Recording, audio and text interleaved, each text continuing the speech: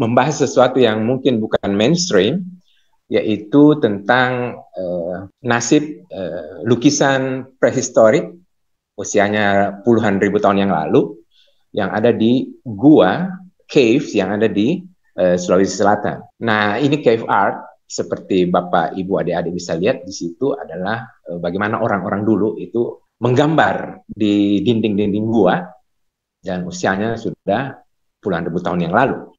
Dan ini sangat-sangat menarik waktu saya pertama kali diajak oleh teman di Australia. Saya sama sekali di luar jangkauan saya karena ini adalah lukisan. Saya sendiri tidak bisa melukis, saya punya tangannya, gambar tangan saya tidak bisa.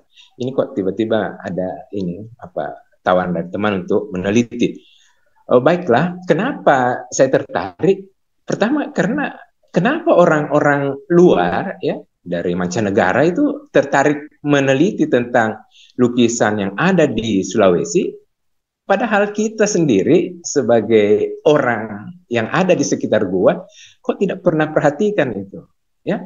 Dan betul-betul ini sangat, setelah saya telusuri ya, ternyata kita punya gua itu menyimpan banyak harta yang diwariskan sampai saat ini. Utamanya itu yang yang lukisan 44.000 tahun yang lalu yang akan saya bahas nanti. Apa hasil permodelan kita, apakah lukisan ini akan hilang atau masih tetap seperti sedia kala. Nah, ini salah satu gambar dan sudah diakui karena dunia itu di Science Advances itu ternyata juga ada di Sulawesi, ya. Nah, peneliti dari Griffith University dan beberapa kolega kita dari jadi semuanya arkeolog saya lihat di sini ya. Belum ada dari science, MIPA dan sebagainya. Lalu ini yang juga sangat bagus menceritakan bagaimana orang-orang dulu berburu, ya, mereka saling bekerja sama, bersinergi untuk menaklukkan buruan waktu itu.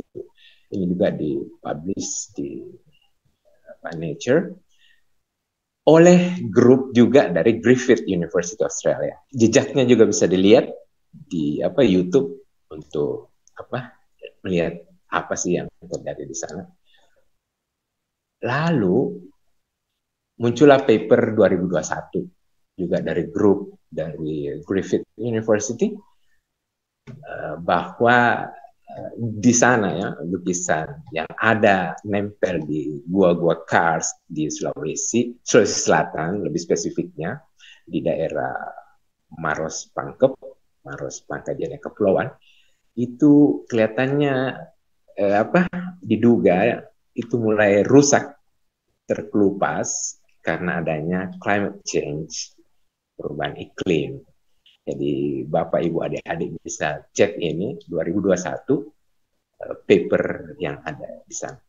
Nah, berdasarkan paper inilah muncul ajakan dari teman-teman dari Australia, dari grup yang lain, dari Universitas Wollongong untuk mencoba menarik saya ikut meneliti.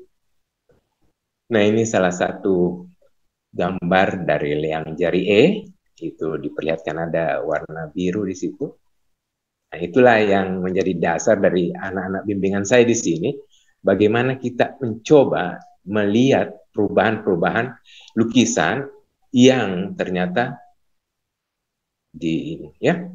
Nah, ini gambarnya, lalu membuat dunia itu tersentak karena pemberitanya begitu heboh, ya. Nah, ini Liang Tedongnya itu tadi yang ada gambar yang paling tua. Ini gambarnya seperti ini. Jadi ini guanya yang ada di dekat pabrik semen. Nah, ini adalah laporan dari salah satu temu kita, yaitu Dr. Diana Lewis dari Nature, yang datang langsung melihat sendiri. Lalu dibuat wawancaranya dengan saya, dan juga ada Pak Rektor di situ, Unhas. Ya. Ini lokasi di pabrik semen. Ini saya dengan staf muda, dosen muda, sedang memasang alat deteksi hidrometeorologi di salah satu gua Liang Petai. Lalu kita bikin monitoring program seperti ini alatnya kita beli murah, itu dipasang. Ini laporan saya pernah buat tahun 2022. Ini adalah kalibrasi antara data yang ada di sana, di dua lokasi. Kita juga gunakan data NASA untuk permodelan. Kenapa digunakan data NASA? Pertama ya, kita punya data monitoring itu terlalu terbatas. Padahal kita mau data tiap jam untuk mengcover 5 tahun. Jadi lumayan banyak datanya. Ini free, ini yang penting ya, kita suka barang-barang yang gratis. Nah, ini NASA sudah sediakan. Oke, ini salah satu contoh data. Lalu ini beberapa alat monitor yang mudah-mudahan bisa kita miliki.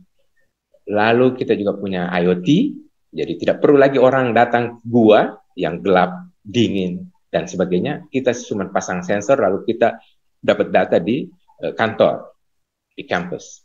Seperti ini. Oke, sudah dibuat alatnya. Nah, ini muncul bahwa kalau tadi itu climate change, kita muncul dengan proposal bahwa itu disebabkan oleh sulfur, aerosol sulfur dari cerobong semen, terus dari bakaran jerami, dan juga dari kepulan asap dari knalpot. Itu sebab kedua. Nah, ini buktinya bahwa ada gipsum, ada juga dari salah satu publikasi. Ini adalah dari Italia, salah satu bangunan tertua di sana, Renaissance, bahwa memang gipsum itu penting. Ini eksperimen di lab menunjukkan juga pengaruh dari suhu dan kelembaban terhadap itu ya. Nah, ini 5 daerah, 5 gua yang kita selidiki di Sulawesi Selatan. Insya Allah kita akan coba publish. Terima kasih. Ya.